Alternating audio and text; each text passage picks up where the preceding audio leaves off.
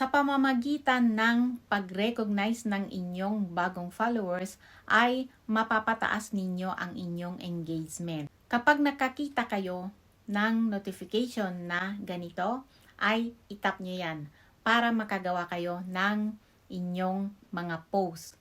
Pwede kayong mag-post ng reel, story, or post. So, ituturo ko na sa inyo ngayon kung paano mag-recognize ng inyong bagong followers. Diyan mismo sa notification, itap nyo lang yan. Pagkatapos, dito na kayo mapupunta. Nakasulat yan, welcoming your new followers can help increase engagement. Pwede kayong gumawa ng inyong post, o kaya reel, o kaya stories. Pwede nyong i-recognize ang inyong mga bagong followers. Para magawa nyo yan, ay itap nyo lang yung nakasulat dyan sa baba na recognize them. So, ayan. Pag natap nyo na yan, makikita nyo dyan sa taas kung ilan yung inyong bagong followers. Yung sa akin, nakasulat dyan ay 53. So, kung post ang gagawin ninyo ay kailangan nyo magbawas ng 3 kasi nga hanggang 50 lang pag post ang gagawin ninyo. May makikita kayong 3 format dito. Yung reel ay 6, yung story naman ay 10. Yung post naman ay 50. May limit kapag post kahit na marami pa yung bagong followers ninyo. Yung sa akin kasi ay 53, so kailangan kong magbawas ng 3. Para mabawasan yan ay itatap ko lang itong edit.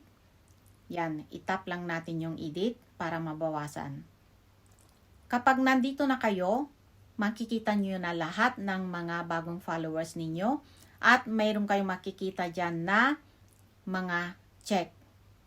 Itap nyo lang yung check na yan para mabawasan. Bahala na kayo kung sino ang babawasin nyo dyan. So, ayan. Pag okay na, ay itap nyo lang yung done. Pagkatapos, babalik na kayo dito at makikita nyo nga, ayan na. Nakasulat na dyan 50. Pag okay na yan, may makikita kayong image dyan sa baba. At i-slide nyo lang yan para makita nyo lahat ng image. Kapag nakapili na kayo ng image na gusto nyo, ay itap nyo lang yan at magkakaroon yan ng check. Pag may check na yan at mag-highlight na yung post, itap nyo naman yung post.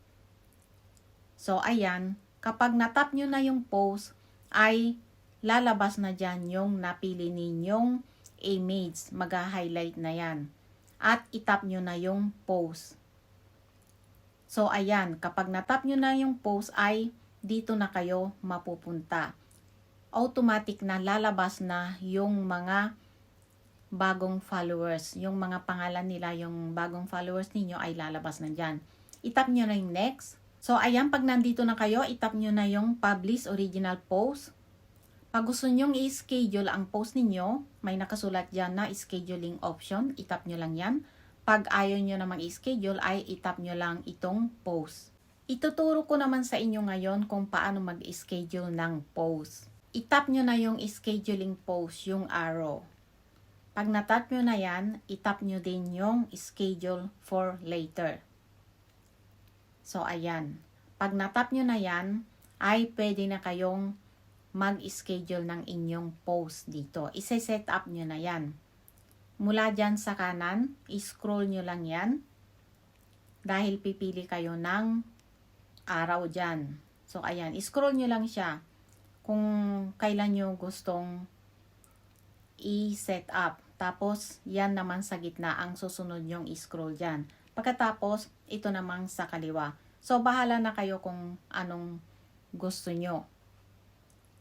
Ayan. So, kung okay na yan sa inyo, ay i-schedule nyo siya. Pero kung ayaw nyo naman i-schedule, ay mag-back na lang kayo para ma-publish nyo na kaagad. Pagkatapos nyong itap yung post, ay pwede nyo nang i-check sa inyong timeline. Ganito na ang magiging itsura ng inyong post sa inyong timeline. Makikita nyo na dyan yung image na ginamit nyo. At para makita nyo ang inyong mga bagong followers, yung mga pangalan nila, ay itap nyo lang yung see more. So, ayan. Nandyan na yung mga listahan ng mga pangalan ng inyong bagong followers. I-scroll nyo lang yan.